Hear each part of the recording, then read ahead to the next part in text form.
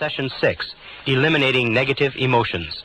Continuing on the subject of responsibility versus irresponsibility, many years ago, back in 1972, I began a study in an area of metaphysics that dealt with the psychology of the evolution of human potential. And one of the things that leaped out of those pages at me, and I've never really recovered from it, was the discussion of the connecting link between irresponsibility and negative emotions. And the fact that negative emotions are the great blocking emotions, or crippling emotions of your life and my life. If the whole purpose of life, if you like, is to achieve higher levels of peace of mind, happiness, contentment, satisfaction, and so on, we have to sit down, we have to look and say, what stops us, or what is blocking us, or what gets in the way of us really enjoying our lives? And you find invariably it's negative emotions of some kind. Now, I'm not talking about the negative emotions that are associated with someone dying or with a great loss. I'm talking about the negative emotions that we experience on a day-to-day basis that rob us of peace of mind, rob us of health and energy, affect our loving relationships, get in the way of our financial independence, rob us of a feeling of fulfillment, and so on. So we're going to talk in this session about eliminating negative emotions, and I want to bring us back to this whole discussion of responsibility. This is one of the most important things that I've ever found in my life. It's simply this, is that if we take a graph or chart, and come with me for a second and let's chart this, and we take from the highest to the lowest, and up here we have a totally responsible person. This is a person who is completely self-assured, completely self-responsible, makes no excuses at all. And down here at the other end we have an irresponsible person, a person who makes excuses for everything. Now, this is the positive end of the scale, this is the negative end of the scale. Every one of us, you and I, are somewhere on this scale moving up or down with every decision that we take. Now, we've found, and this is what got to me, and I said a little bit earlier, that there's a one-to-one relationship between how much you feel you are in control of your own life and how positive or how happy you are. Well, there's a one-to-one relationship between the amount of responsibility you accept and the amount of control you experience in your life. And there's a one-to-one relationship between the amount of responsibility and control you accept and the amount of freedom that you feel that you have. Freedom is the indispensable requirement for happiness. That true success, true happiness in life means being free to live your life your own way as you decide, without anybody else telling you what to do. Living your life as a bird, free as a bird, to do whatever you want. Well, there's a direct relationship between responsibility, control, and freedom, and there's a direct relationship between these three and positive emotions.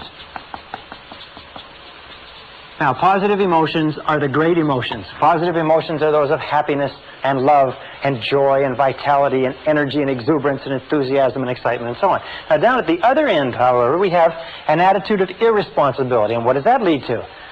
This is what shocked me so much when I first learned it. It leads to a lack of control.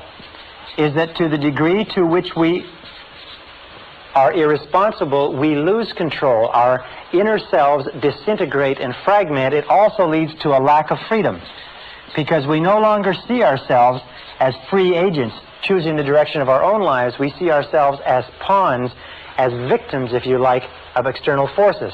And a lack of control and freedom leads to negative emotions.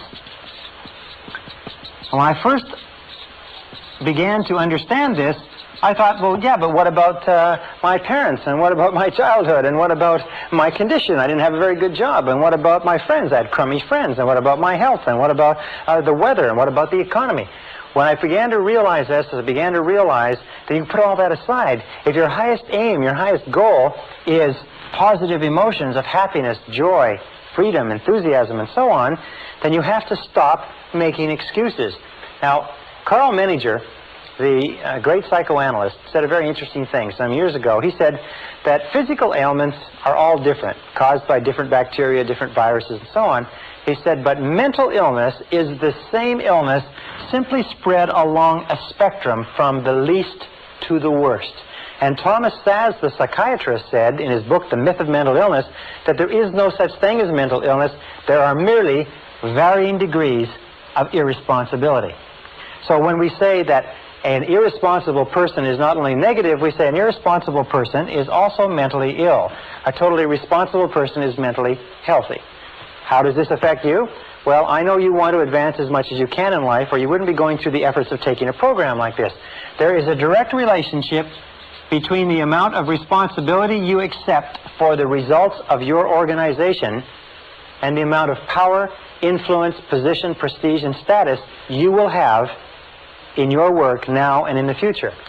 At the top of the graph of responsibility, we have people who accept total responsibility, and power and opportunity gravitates toward them.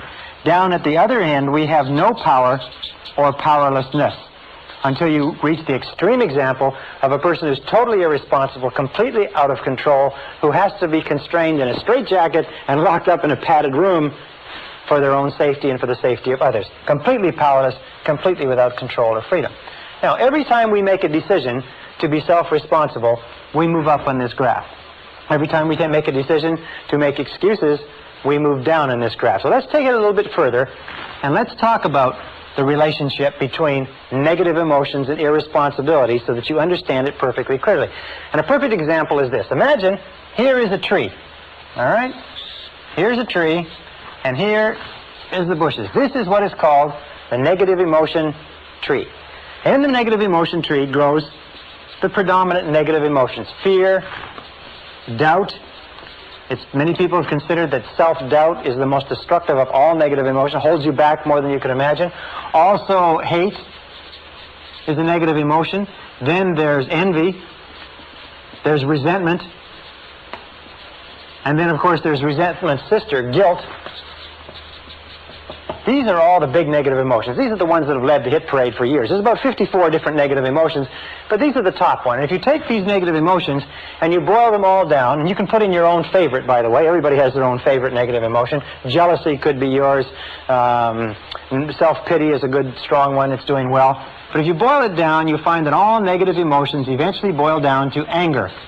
Either inwardly expressed, that is where you make yourself sick, or outwardly expressed, that is where you make other people sick. And this negative emotion tree, if we just take a look at its structure, we find the negative emotion tree has a root system. Now, the root system is where the nutrients come from that keep the negative emotion growing and keep the fruit of the negative emotion growing and blossoming.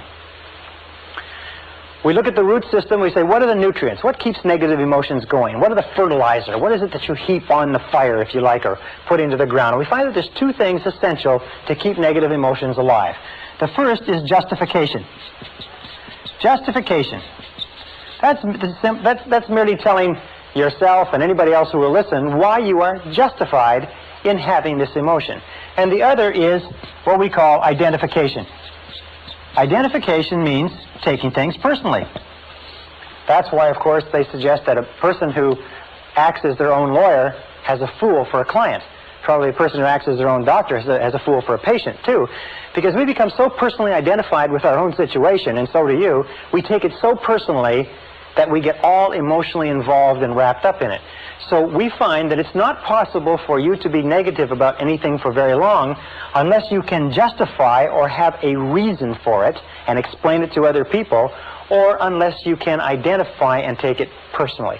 For instance, if somebody comes in from the parking lot and says, they just ran into a car in the parking lot, doesn't bother you at all because you don't identify with it.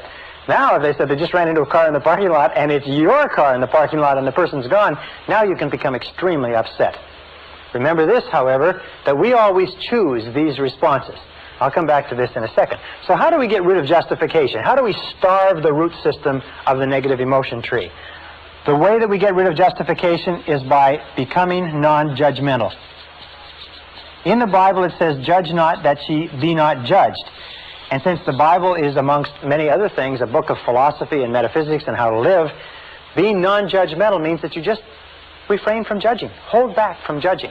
Instead of casting a judgment that somebody is guilty of something, somebody has done something, just remain open and neutral. Just remaining neutral, and that's the key, stops the negative emotion from getting going.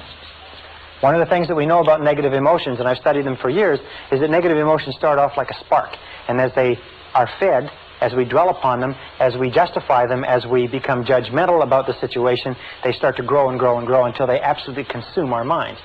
Now, with regard to identification, which is taking things personally, what we do is what is called, we disidentify. we objectify, or we again remain neutral. We try to keep it at arm's length. We say there is a problem, but I am not the problem. There is a difficulty, but the difficulty is not me, and we keep it at arm's length. So these two, once we begin to stop justifying and stop identifying or taking things personally, stop getting emotionally involved. Have you ever had the situation where somebody comes to you with a problem and you get so emotionally involved with their problem that you start to feel upset, and they go away and they don't have a problem anymore, and you're still there and you're upset? This is because we've taken it so personally. However, the key to getting rid of negative emotions, and this is the most important part of this, is the trunk. It's cutting down the trunk of the negative emotion tree. And the trunk of the negative emotion tree is blame. Blame is 99% of negative emotions. Now, it's very important to understand where negative emotions come from. Negative emotions come from inside you. Negative emotions are not contained in external situations. Negative emotions are not caused by other people or other situations. Negative emotions are caused by your response to other situations. Perfect example. Two people meet the same situation, a traffic jam, a rude waiter, whatever it happens to be, and one person gets all upset and uptight and angry, the other person lets it go off their back. Another example. The same person, 2 different days. One day they've had an argument or a flat tire, or they're late for work, they get into a traffic jam and they're angry and they're uptight. The next day, they leave with plenty of time, they had a lovely breakfast with their family, they got lots of time to get to work, they have a traffic jam, it doesn't bother them at all. In both cases, it's an example of that the negative emotion does not come from the situation. Is that you are always free to choose the quality of your emotional life. Is that you choose to become angry. Now understand this, nobody makes you feel anything. Nobody makes you feel angry. Nobody makes you feel tense. Nobody makes you feel upset. You always decide how you're going to feel, and then if you're not careful, you will fall into a negative habit pattern of blaming the other person. Blame is the core of all negative emotions. When you stop blaming, you cut down the negative emotion tree. You cut it off, you kill it, and all the negative emotions die simultaneously. It's almost exactly as if this negative emotion tree were a Christmas tree and it were plugged into the wall. And the negative emotions were Christmas tree lights. And you took this plug and you jerked it out of the wall, what would happen? Well, what would happen is that all the negative emotions, the lights, would go out simultaneously, just like that. How do you do this? You do this by using the law of substitution. Remember, the law of substitution says that the conscious mind can only hold one thought at a time. It's the thought that the conscious mind holds that determines how the emotions will react, how the subconscious mind will react. Since it can only hold one thought at a time, what you do is you knock out the thought that is causing the negative emotion, the blame thought, and you replace it with this affirmation. I am responsible. I am responsible. I am responsible. This, in conjunction with I like myself, I am responsible, is the most powerful, positive affirmation you can use, because the instant that you say I am responsible, you exert complete control over your emotional life. The instant you say I am responsible, suddenly you are back in the driver's seat. You cannot say I am responsible and feel a negative emotion simultaneously. The one knocks the other one out of your conscious mind. And you can start off, for instance, each one of us has a situation that causes us a lot of aggravation. You have a situation, it may be a person, but every time you think about it, you get angry. Every time you think about it, you get cross or you get distracted. What you do is whenever you start to think about that situation, neutralize it by saying, I am responsible. Wait a minute, I am responsible. Is it a relationship? Who got yourself into the relationship? Did somebody put you there at gunpoint, or did you get into it by yourself? Is it a job? Is it an investment? Is it a health problem of some kind? In every case, accept responsibility. Now, there's a big difference between acceptance and responsibility, and let me just write this up. It's responsibility versus blame.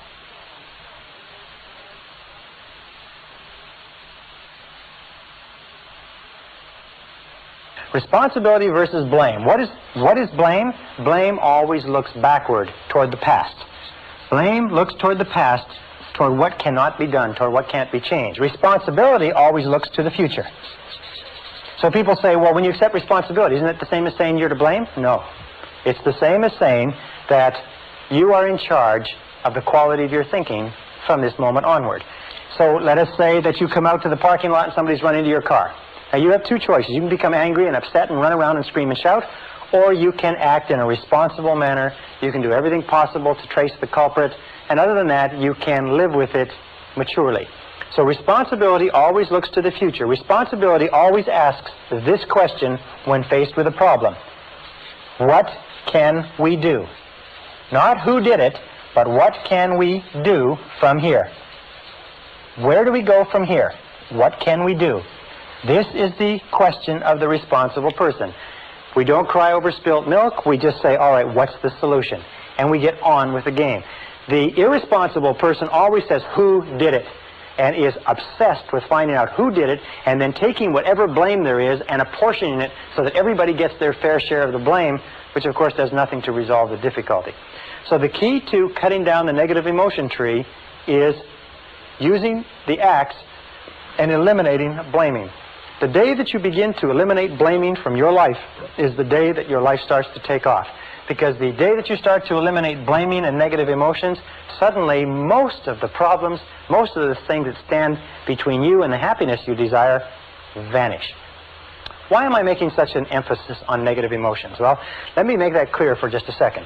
What I found, and this is what was staggering to me, because I've always been committed to realizing my potential as a human being, is that you cannot advance in life except to the degree to which you get rid of your negative emotions. You cannot make any progress. You cannot go any further than where you are right this minute except to the degree to which you leave your negative emotions behind. Now, by the way, with regard to the negative emotion that you have that's associated with another person or situation, it's difficult to accept responsibility. It's difficult to say, I am responsible initially, because you've been blaming that person for so long. So sometimes you have to say it with gritted teeth. You have to say, well, I am responsible.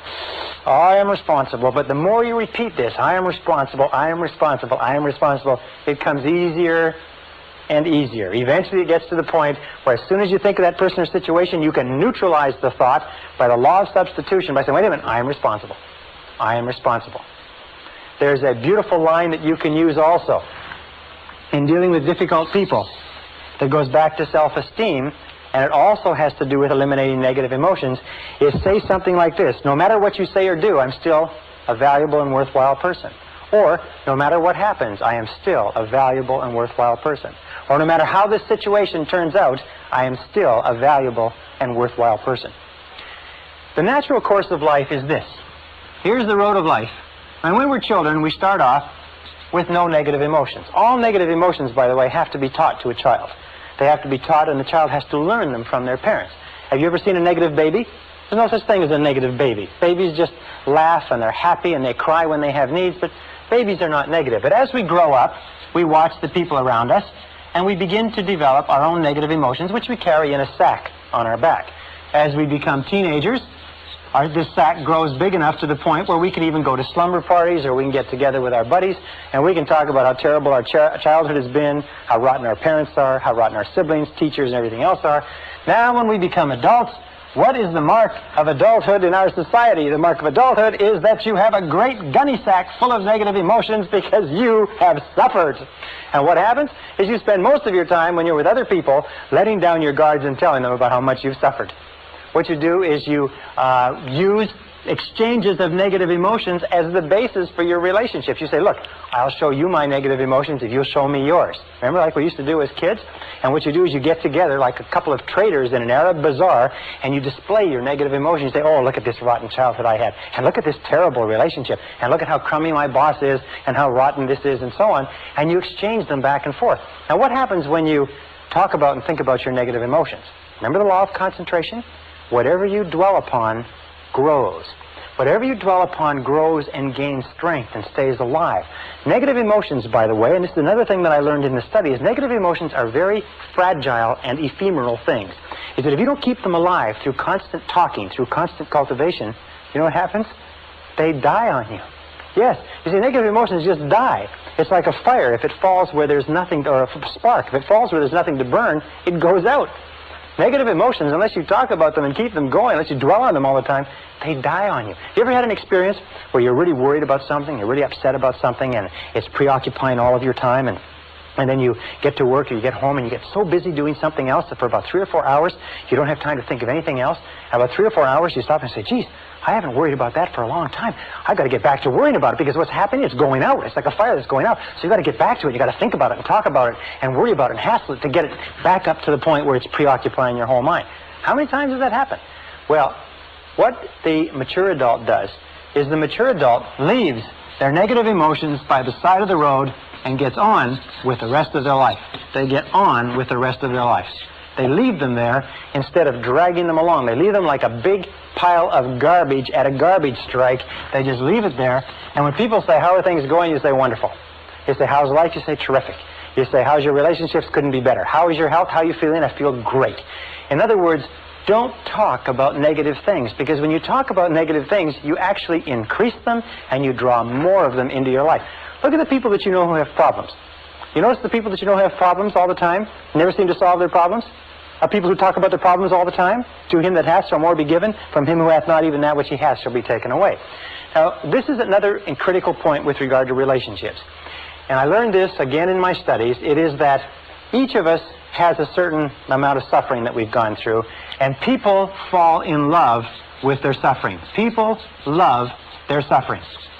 As a matter of fact, they feel that they've paid for it, they've thought about it, they've lived with it for so long that most people are very reluctant to give up their suffering. You can't talk them out of it. You say, well, why don't you just forget it? Why don't you just put it behind you? Why don't you just get on with it? They say, well, I can't do that. Do you know how much I've suffered? Do you know how much emotional investment I've put into this relationship, this job, this career, and so on? I remember, I can tell you 1,000 people who have come up to me who are in bad relationships. And they say, well, I've been in this relationship or in this marriage now for several years, and I'm miserable, I'm unhappy, we don't like each other, it's going nowhere. I say, why don't you do something about it? But after all these years? And what I say to them is, I say, look, the average life expectancy of the average American today is between 75 and 80 years, and it's going up.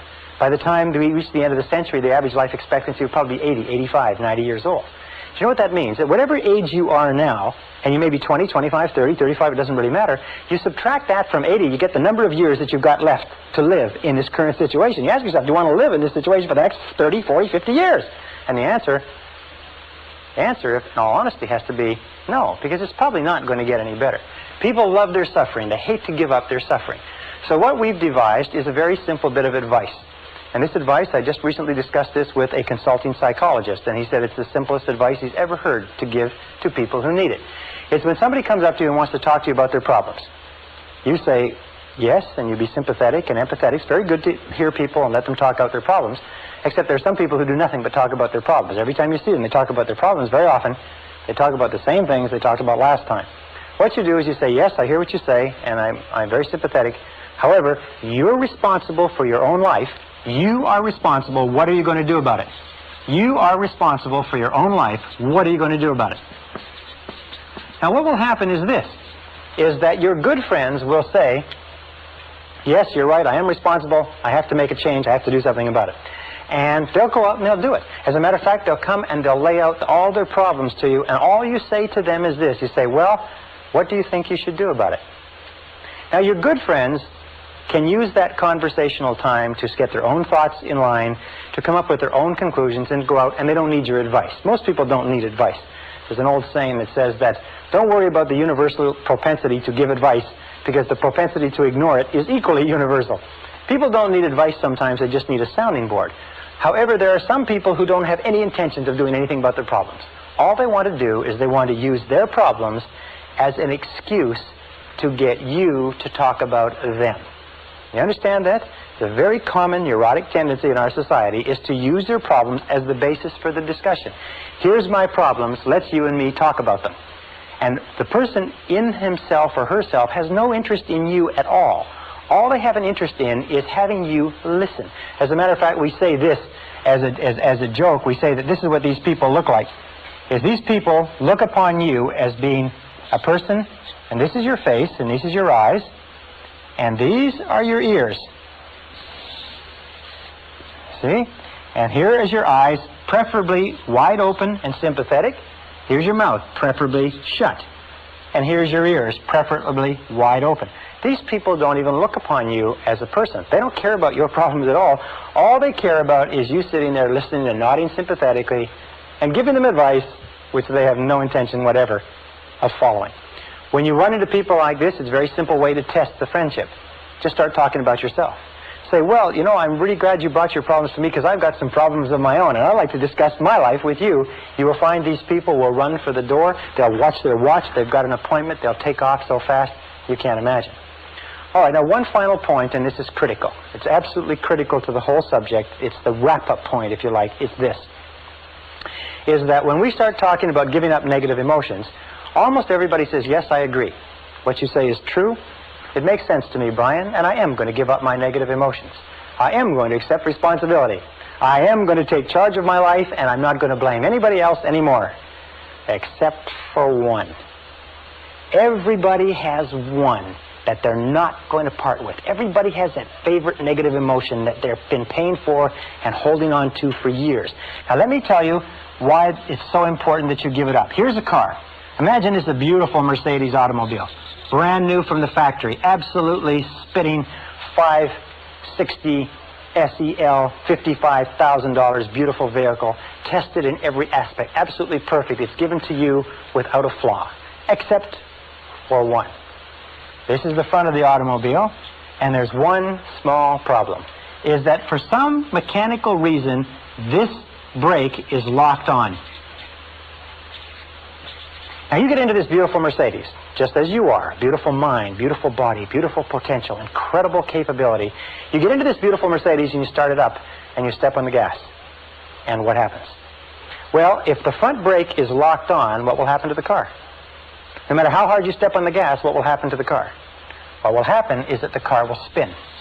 It'll go around in circles. It'll spin and it will go around in circles until you stop stepping on the gas and you give up. As long as that front brake is locked on, you can't go anywhere. What I found was this, is that the existence of just one negative emotion that you will not let go of for whatever reason, and the reason is always an ego reason, the reason is always has to do with your own ego, will cause you to stay in the same place and spin your wheels and go in circles for the rest of your life. That you all know people who are talented, who have opportunities, good educations, and so on and so forth, and their life just goes around in circles. They just seem to be spinning. They've got everything going for them, and they just continually have problems. Why is it?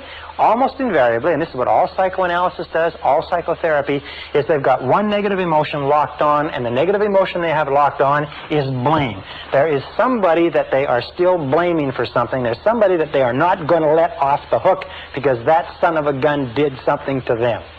You know what I'm talking about?